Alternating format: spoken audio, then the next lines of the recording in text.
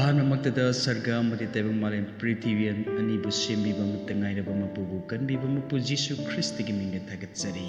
Loina na IPJIT ministry asina putoksariba YouTube channel asibu yengbiriba tabiriba khwai pumnamagpu ikai khunajari. Ngasisu channel asina adungi mafamda tamjariba mapau Angelica Elizabeth testimony asigi manga suba sarukni. Mamangi saruk singda ikoina puthok sakre haibadi mayamda ikoina tamjakre lijakre matau karamna Angelica Elizabeth na norok haibadi kamnung laibak aduda thengnarki urakki amadi ishorna mangda utpiki haibana simba amadi mafam aduda karamba miyoi sing laihobake loina na karigidamakta miyoi bana kamnung laibakta tunglibano asina simba ngasi amuk mayamda tamjariba mapau adudi Angelica Elizabeth na kamnung laibak aduda isona utpi kraba matung aduda amuk ibungo mahakki matik mangan oiriba ningthau laibak aduda mahakpu amuk pukhat piraga mafam aduda Angelica Elizabeth ta isona uhanbiba amadi Angelica masamanga thengnarakpa urapasing adu ngasi manga suba takak asida adungi mafamda pautamjari Dijaribu wari asida semjin sajanba karinsu yaujade sumnatagi aikoina Manipuri londa handuksaduna YouTube asubu yengbiriba tabiriba khudimaki mafamda paudamjaba khaktani hojik laubirase Angelica Elizabeth ki testimony manga suba tangkak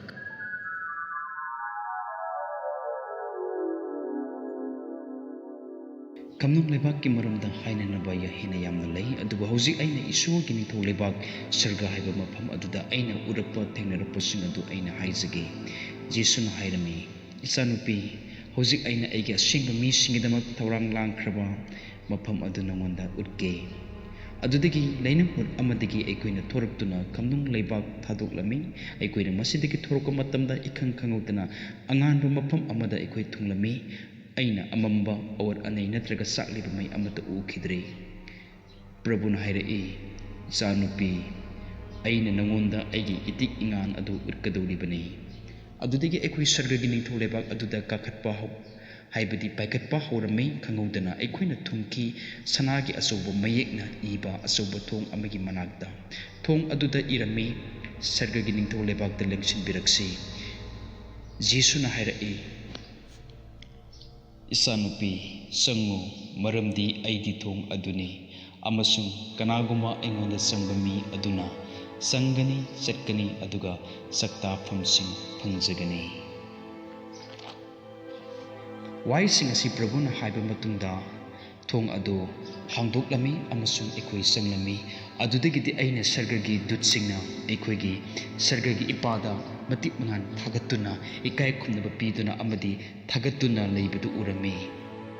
ekoina makhatana salakpada table ama ahoba sarukti uraga aroiba saruk adudi uba ngamdaba makhai sangna thakhriba adomna laklami aina urami asoba singasan haibadi ningthorangi phampam lang aduga apikwa singasan madugi akoibada phampam lising kayana koina thaduna leirami phampam ani gi marakta luhup singa konana ningthireba fizol sing thamlami Prabhuna aingonda hairami sanupi mafam aduda nahana uriba luhup adu hingbagi luhup adune Jesuna hairei yengui sanupi masini aina aigi me singidamak sem sakrabadu thariba table adu angauba phi sanana mapan samba table phida amana kuptharami maduda pukham sing makhok panba sanagi gilas uhei kudemak chana thaknaba sem saduna lerami madu asukki matik phajarami table adugi mayaida asawa patra ama thamlami maduda numidangi saklen dinner gi damak thaknanaba asegba draka mahi haplami aduga Jesuna hairei isanupi aigi mi singna thunglana nabagi damak kudimak sem saduna leire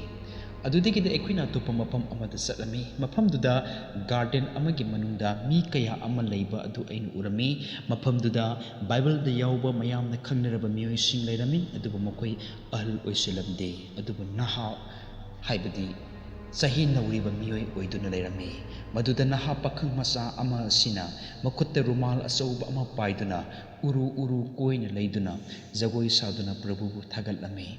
Jisuna hairai.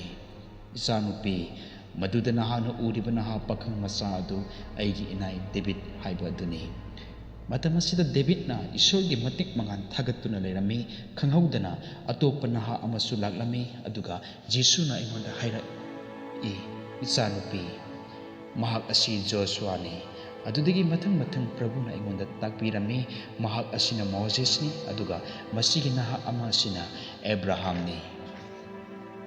Jisuna makoi gi ming panduna makoi bu kaurami makoi khudimak chap manaba maithong palami haibadi masak chap manarami adudagi amuk Jisuna hairaklami isanupi maduda nangna uriba nupi adu aigi inai Mary Magdalene haiba aduni aduga amasina aigi inai Sarah haiba aduni adudagi amuk mahakna ingonda hairami sanupi mahak asina Mary aduni Jisu Krista aimagpu tebung panda pokiba Mary aduni isanupi aina nangoda hainingi madudi prithibida thokliba asising asigi maramda Mary di kari amata khangjade aina nangoda hainingi madudi nahana sattuna mihoiba jati singda tamo lai murti latpa singda tamo madudi norok haibasi awoibani lai murti kurumbasinga aigi ningthau lebak aduda sangloi toigi musung chalo makoida tamo madudi makoina pungning honglabadi makoina aigi sargagi lepham aduda sangba yagani chalo makoida tamo madudi aina makoibu nungsi madudi Mary na prithibida thokleba singi maramda karisu khangjadabani aduga makoina wangna thagatgadabadi aini maramdi Mary natte Saint Gregory natte atai muni risi lining ba mi natraga layoi kraba mi kana amattana aran khubam piba ngamde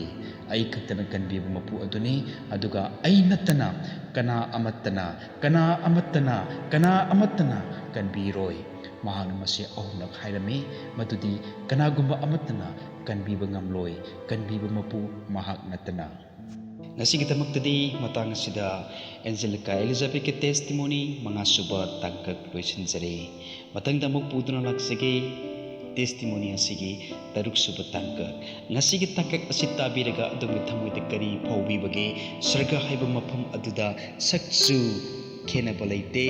loina mafam aduda ahal isin balaite ngasi tebung pan basida Bible da yawkraba mioi kaya sarga haiba mafam aduda thungba matam aduda makoina leiramliba adu naha oiduna leirami haibase Angelica Elizabeth testimony sidege koina khangmangame aduga makoi sak manarami masak sak manarami kanano haibase haiba ngamde Ishwar mahaktana khangi amadi makoigi maming tongan lei aduba masakti sak manarami sarga haiba mafam aduda asukki matik nungaina miyoiba lei Fajakraba laikol aduda inkol aduda mioi kayani soba thagatuna lai haibase nasigi testimony asidagi adumna khangle loinana lai murti lapasingna sarga haibal aduda sangloi aduga laioi kraba mi kana amatana sarga laiba aduda sangnanaba aran khubam piba ngamloi haibase Prabhugi wahidige khoina khangminare nasigi testimony chitabiraga wakhal tobiu adunga thamoidasu Ishona nang ay pasukki matik nungsi ngasi hinglingi matam asida miyoiba ikoina sarga lam aduda ningthiraba sarga gi ningtholebak aduda yauba amadi mafam aduda thungaba haibase Ishwargi aningbani maram asina nungsirabi sininausing testimony asi tabiraga adumgi thamoi mapuibungode pisilasi Ishwara naku bor pibibo oisanu